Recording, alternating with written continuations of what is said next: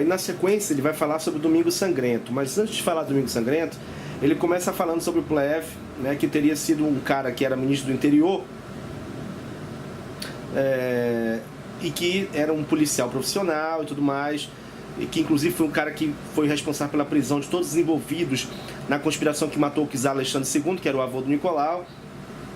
E aí esse cara fundou um movimento de trabalhadores que era orientado secretamente pela polícia. Esse cara, esse Plehve, ele era um cara perseguidor também de judeus, né? Ele tinha ódio dos judeus, e aí o autor do livro vai trabalhar esse antissemitismo na Rússia, né? Ele coloca uma nota aqui interessante, ele diz: o antissemitismo, uma doença endêmica na Rússia, teve origem nas antigas tradições da Igreja Ortodoxa. Para os devotos russos ortodoxos, explicou um historiador judeu, o judeu era um infiel que envenenava a fé verdadeira e tinha matado Cristo. Todo czar apoiava essa crença. Pedro o Grande, recusando-se a permitir a entrada de mercadores judeus na Rússia, declarou: é a minha obrigação erradicar o mal, não multiplicá-lo. Catarina, Grande, endossou a decisão de Pedro, dizendo: os inimigos de Cristo não desejam ganhos nem lucros. Foi Catarina que, ao anexar o Império Russo regiões do leste da Polônia e da Ucrânia, com grande população judaica, estabeleceu a zona de assentamento judeu, uma área na Polônia e na Ucrânia onde supostamente todos os judeus russos deveriam morar. As restrições eram porosas, mas mesmo assim a vida de judeu na Rússia no século XIX era sujeita a assédios e perseguições. Que esse antagonismo era mais religioso do que racial foi repetidamente ilustrado por casos de judeus que abdicaram da fé, se converteram à ortodoxia e passaram a se movimentar livremente na estrutura social russa. Então assim, o Plehve, ele era um cara que era ministro do interior, era antissemita e tudo mais, era um policial profissional, tudo mais, tinha vínculo e tudo. E ele fundou um movimento de trabalhadores que era também orientado secretamente pela polícia. Só que aí ele morreu, quem está na liderança desse movimento agora é um padre chamado Jorge Gapon. E esse padre, ele lidera esse movimento procurando imunizar os trabalhadores contra o vírus revolucionário e fortalecer os seus sentimentos monarquistas, ou seja, ele coloca as queixas econômicas da Rússia em cima dos empregadores, em cima dos patrões e não em cima do Estado, não em cima da monarquia teoricamente, né? E aí ele vai atuando, né? Atuando nesse sentido. E aí ele não é um agente policial qualquer, né? Ele tem um interesse realmente pelo povo e tudo mais, ele vai falando aqui. E aí o que acontece? Quando acontece o episódio lá de Port Arthur, né, que a Rússia perde pro Japão e tudo, o Japão ataca, faz aquele ataque surpresa, a galera fica toda alvoroçada, aquela coisa toda, começa uma greve, aquela coisa toda. O que ele faz? O Gapon, ele vai fazendo várias reuniões, vários discursos, e ele vai convencendo os operários, conclamando os operários a participar de um movimento onde eles iriam fazer uma grande marcha até o Palácio de Inverno, onde eles iam entregar para o czar uma petição em nome do povo russo, né? E aí ele estaria ali, né, representando essa galera e entregando a petição, aquela coisa toda. O que esse documento estaria pedindo do czar, né? Estaria pedindo, além da libertação, exigir nessa petição uma Assembleia Constituinte, sufrágio universal, separação da Igreja do Estado, anistia para prisioneiros políticos, imposto sobre a renda, salário mínimo e jornada de 8 horas de trabalho. Era o que eles queriam nessa petição que eles iam apresentar para o czar.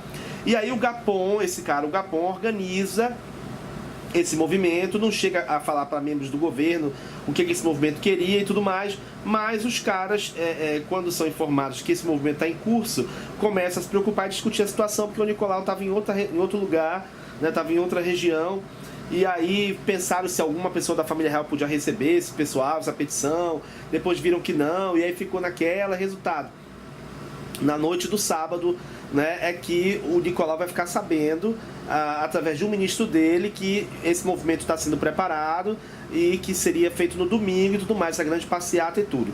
E aí ele escreve no diário dele, o Nicolau, na véspera do massacre, do Domingo Sangrento: até agora os trabalhadores se mantiveram calmos. Seu número estimado em 120 mil.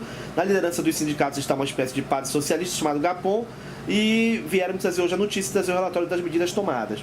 Quando foi no domingo de manhã, os caras começaram a marcha, fizeram uma série de passeatas em vários pontos da cidade que iam convergir para o centro da cidade. E os caras, depois de braços dados, seguiriam pacificamente pelas ruas em correntes de alegria e tudo mais, fazendo preces, carregando cruzes, faixas religiosas.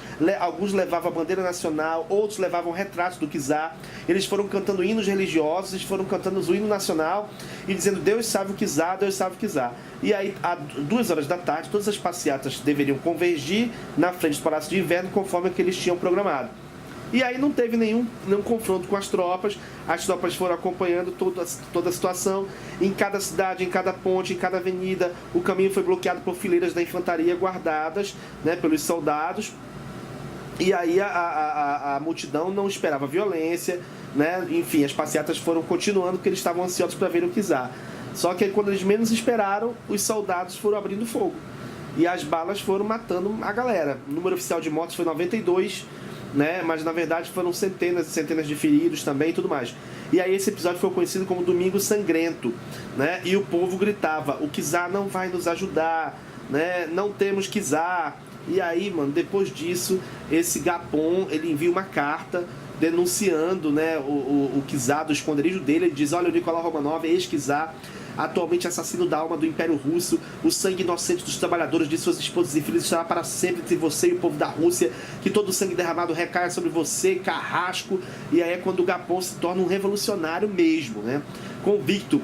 Ele diz: conclamo todos os partidos socialistas da Rússia a chegar imediatamente a um acordo e começar um levante armado contra o czarismo.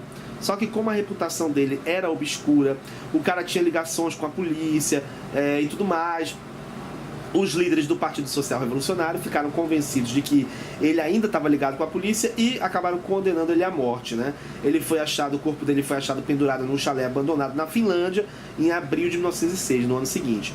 E aí, ao que se conta, o Nicolau ficou perplexo com tudo aquilo que tinha acontecido, o czar ficou perplexo e tudo mais. Na cabeça dele foram desordens que aconteceram e as tropas foram obrigadas a atirar em várias partes da cidade. E aí ele escreve no diário: Senhor, como isso é doloroso e triste e tal. Os ministros chegaram a sugerir pro czar que ele dissociasse a imagem dele do massacre e dissesse que as tropas tinham atirado sem ordem dele, mas ele se recusou a difamar o exército, né? Mas por outro lado, ao que parece, não foi ele também que mandou o exército fazer.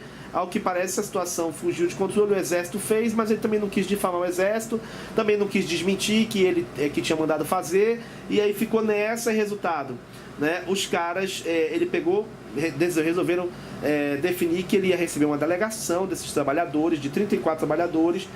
Aí recebeu esses caras e fez um sermão lá e tudo, né? Um sermão de pai, falando sobre a necessidade de apoiar o exército em ação, de rejeitar os conselhos maléficos de revolucionários traiçoeiros, e foi querendo dar uma lição de moral nos caras que tinham ido lá como delegação para falar com ele, né? Depois de todo o episódio do massacre.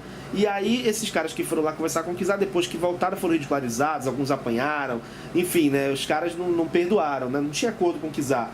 E enquanto isso, a Alexandra estava super preocupada, desesperada com aquilo que estava acontecendo e tudo, e preocupadíssima com as notícias que estavam correndo. Então, assim, a partir daí, né, do Domingo Sangrento, o negócio começa a desandar mesmo de uma tal forma, né, que vai caminhar para um processo revolucionário mesmo.